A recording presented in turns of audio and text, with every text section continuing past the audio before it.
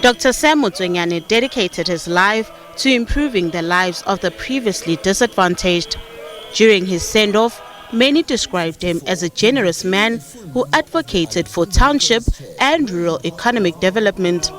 Speakers said Motsuenyane stood firm in his view of moving away from poverty to prosperity. The chairman of Dr. Motsuenyane Foundation says they will follow in his footsteps as a form of remembrance. Dr. Motsuenyane was a selfless, compassionate, thoughtful individual.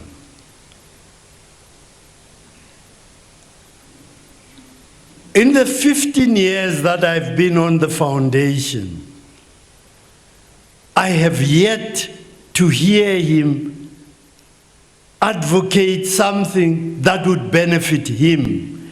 Everything that he planned was for somebody else. Former Nedbank chairman Dr. Ruel Koza said Motsuenyane was a selfless leader.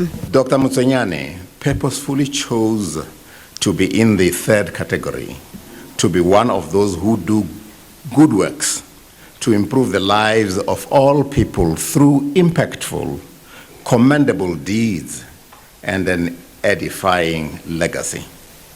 Former South African President Thabo Mbeki described Motsuenyane as a courageous, ethical and committed leader. Motsuenyane was such a leader. He told the truth and gave important guidance when he said in his testament of hope that the work that my colleagues and I did for NAFCOC during the 24 years of my presidency was not for personal gain. It was for the most part a personal sacrifice and was not done to generate wealth for any individual member. We built NAFCOC primarily on sacrifice, and it is important that our children do not forget where we come from. They must not think that because we now have more to share, there is much less sacrifice required to promote our nation's development. A principled man of courage.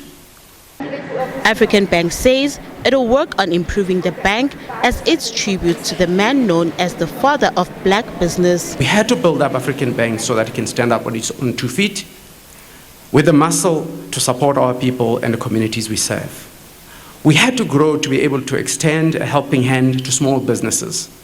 We had to grow to be able to invest in disadvantaged communities. We had to grow to uplift the youth with education as well as employment opportunities that are sorely missed. We had to protect our environment so that we can provide food security and community for communities that are struggling to access resources, so that we can contribute to the benefit of future generations. We had to rekindle the passion of Dr. Motsuenyane and of uplifting those around them with his story and his sense of pride.